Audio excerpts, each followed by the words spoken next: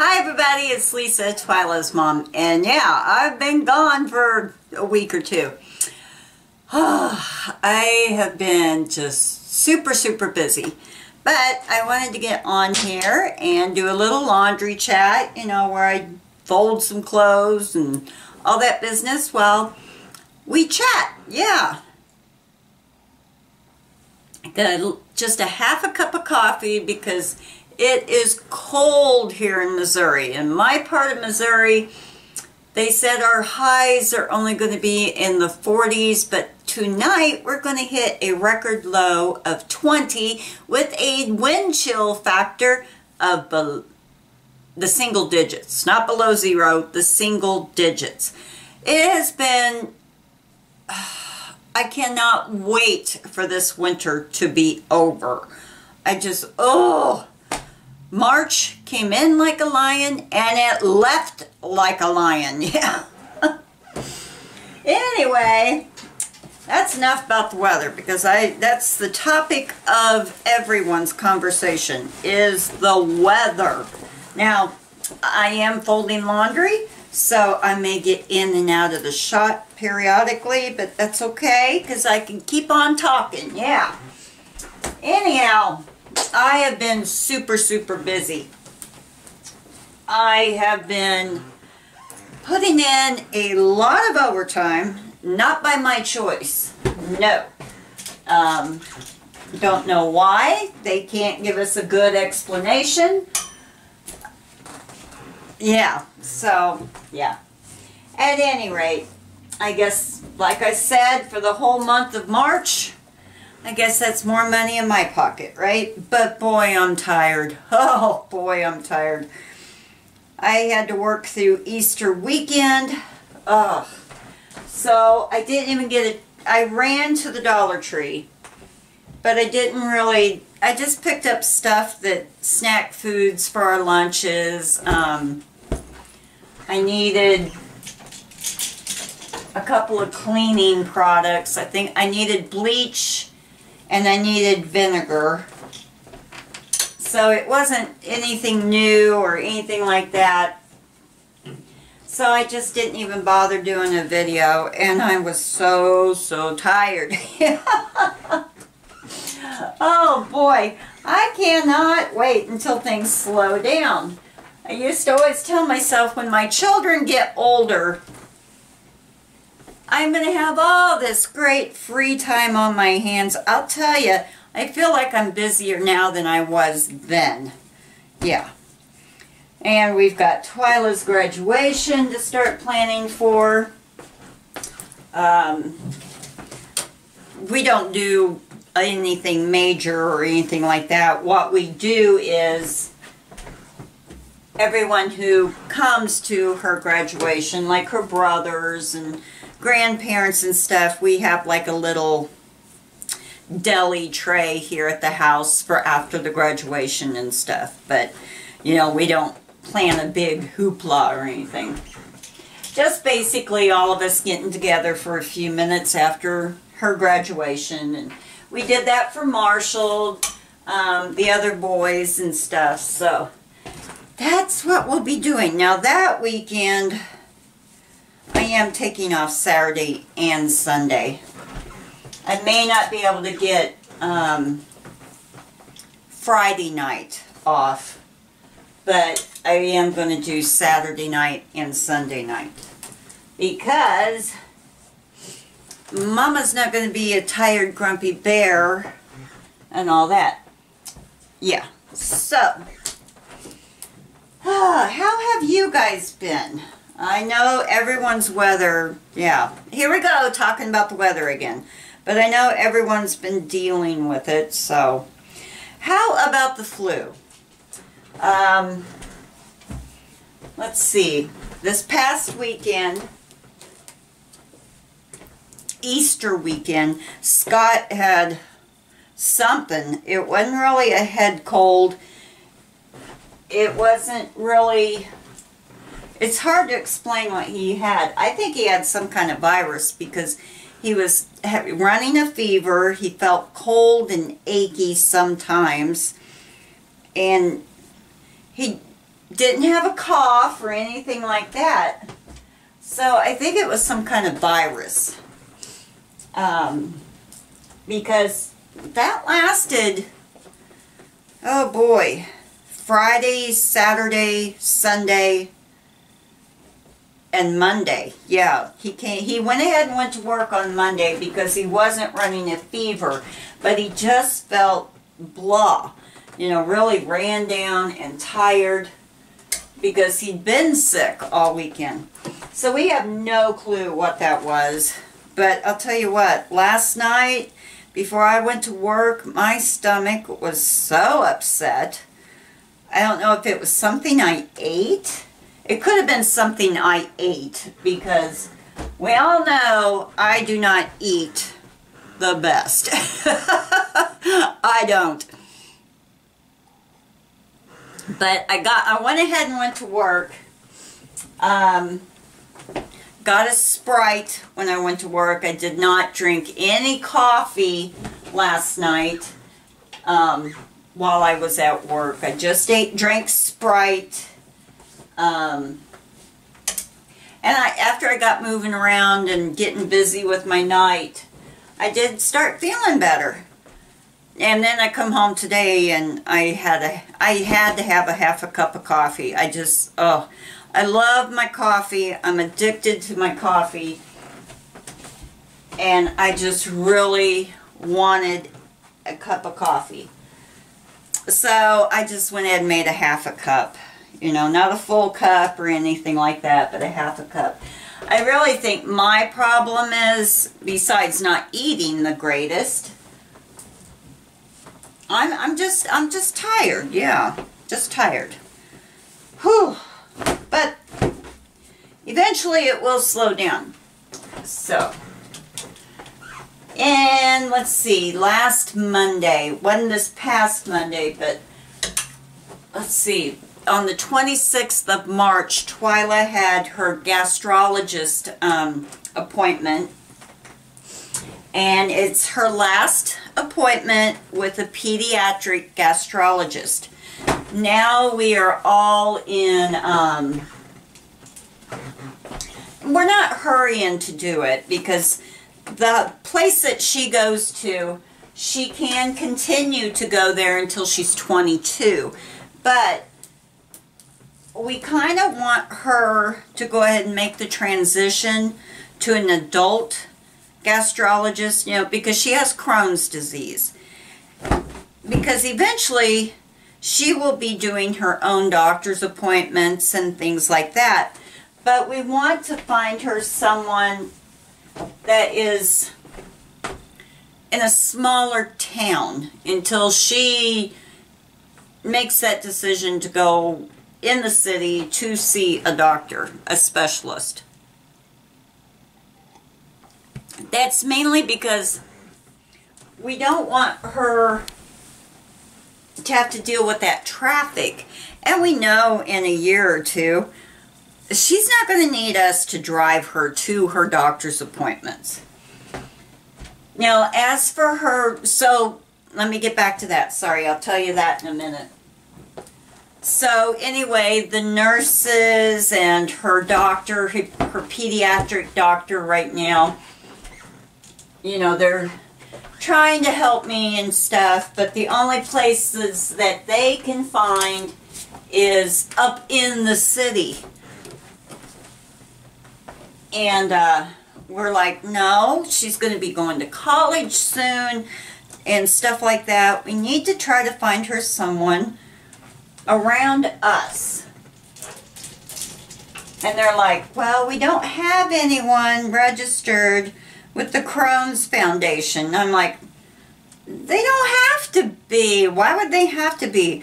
So her nurse, my doctor's nurse, or my daughter's doctor's nurse, anyway, she suggested that we try to find an, what's it called?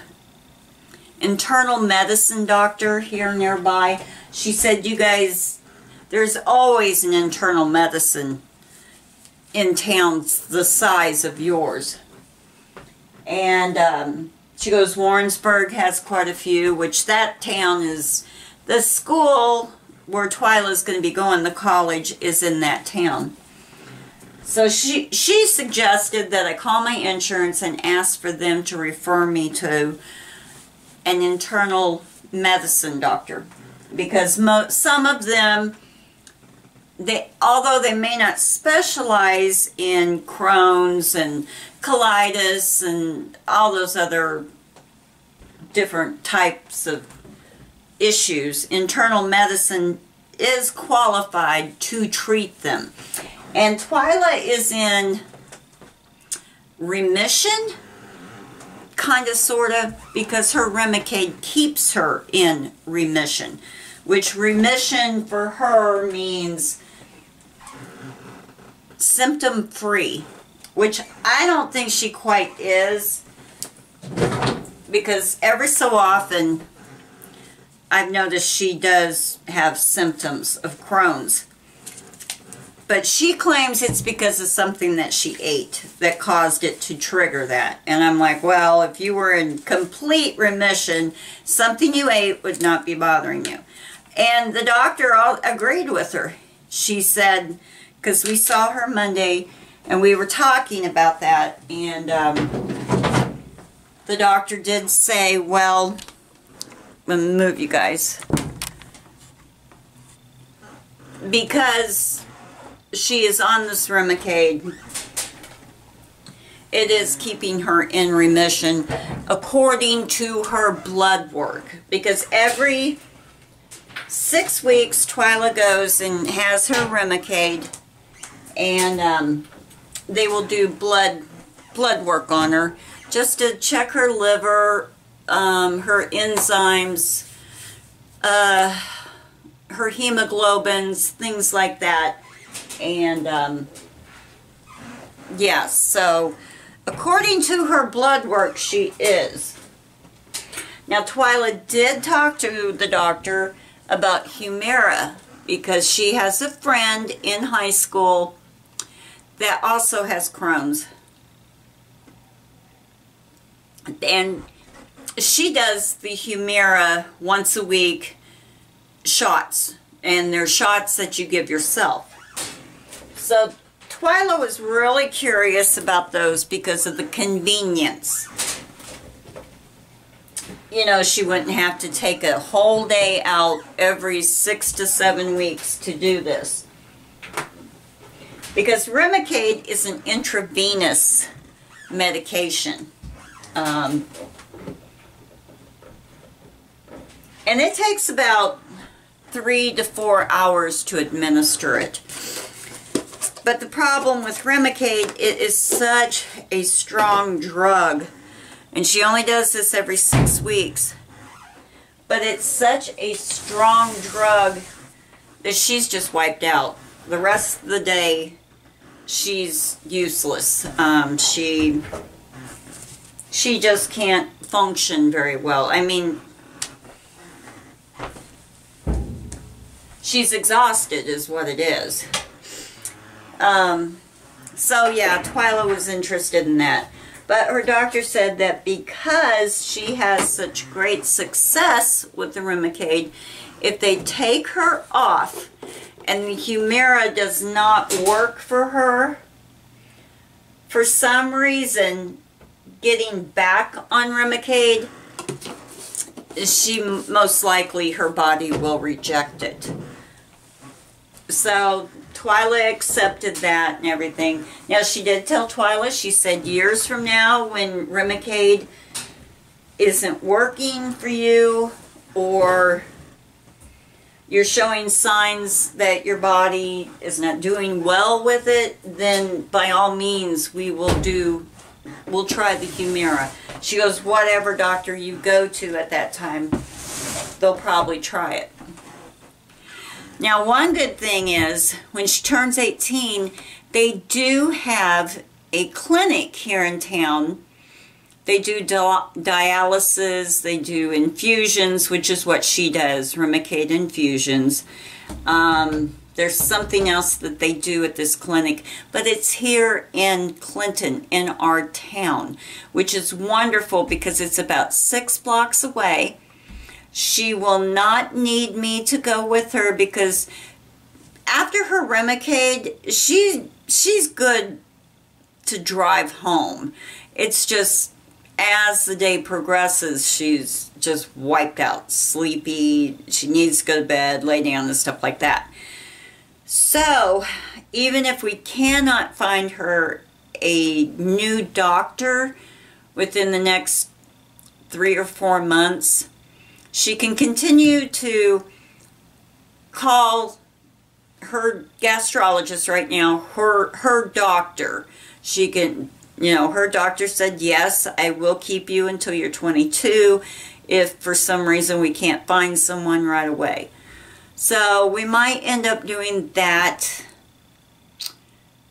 and but we are definitely going to try to get her to Clinton for her Remicades because it would just be so much more convenient. And now the first couple of times I will take her because we can schedule them in the mornings, and you know, I'll take her and stuff like that. Our biggest issue with Remicade, it is so expensive. Our bill, maybe because of the hospital, the clinic, wherever you want to call it, it may be because we do go to a children's hospital for this. But before insurance, Remicade every 7 weeks is just, it's between $19,000 and $20,000. I'm not joking. I am not joking. Now my part of it isn't that much. If it was, we wouldn't be able to do it. We just couldn't do it. No. But $19,000 to $20,000. It's unbelievable that someone who needs this particular medication and they charge that much, because some people have to take this every 2 or 3 weeks. There for a little while, Twila was doing 4 weeks, and she started doing Remicade when she was 10 years old. Yeah, she's been on it for 7 years now, and it was every 8 weeks when they first started her out. It only cost $6,000 7 years ago. Why in 7 years has it more than tripled? I have no clue. It's ridiculous. The pharmaceutical companies, you know, thank God we have insurance, but our insurance will only approve enough for 3 sessions. And then we've got to get doctor referrals again and all that. But and it's like, this isn't going away, people. She has to have this. And I called the insurance and they were like, we know, but you know, the company still requires that your doctor send in a note. You know, it's like a form they fill out, pre-certification type thing. $20,000. My hysterectomy didn't even cost a fraction of that.